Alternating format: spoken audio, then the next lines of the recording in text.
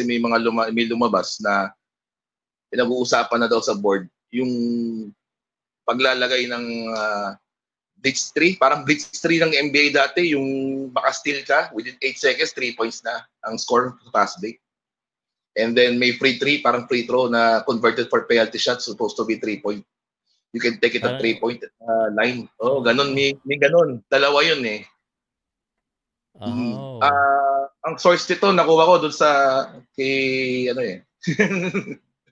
Snow. Doon ko siya nakuha. Doon ko siya nakuha. Si Snow reliable naman sa mga ganyan mga rumors eh. Oo, niluluto daw talaga yung ganong klase ng innovation. So, anong palagay nyo magiging kalalabasan pag nangyari yung mga ganong rules or na-approve yung mga ganong ruling? Sa tingin ko sa local, because PBA is the leading league still in locally, parang baka locally mag-adjust yung mga ibang mga liga like kasi papasok sila sa PBA eh. So para masanay sila baka bigla hindi ko lang, I'm just thinking, pero sa international tsaka sa Asian stage, bakit namin gagayahin yung PBA? Mas magaling kami sa PBA. Sorry to say, kumari NBA, yung sa European, sa international, sa Asia, nakita ko may court na ngayon na may 4-point line sa UP. Nakita ko yung poster. So baka bigla yung NCAA, yung mga college teams biglang magganito na ng rules.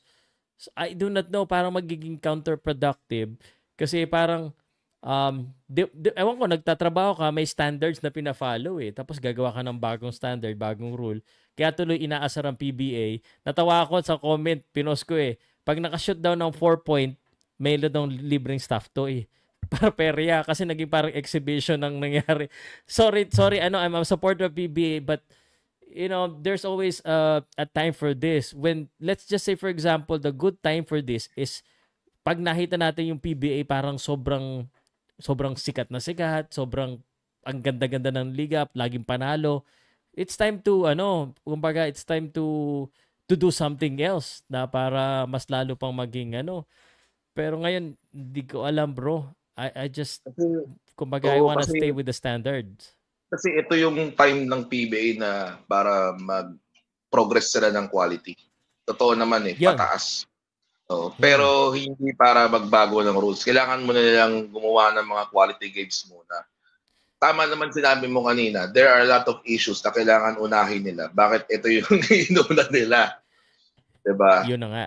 Ayan. Like yung gate attendance, yung parity, yung gate attendance na lang muna, bro. Sabi ko nga, kasi yun yung last year na laging inaasar sa kanila pag nagko-cover ako, wala talagang nanonood. Lalo na pag elimination, pag hindi sikat yung team, sa finals lang nakabawi. Everyone's, sige, I think it's true, nanonood sa social media, online, sa TV.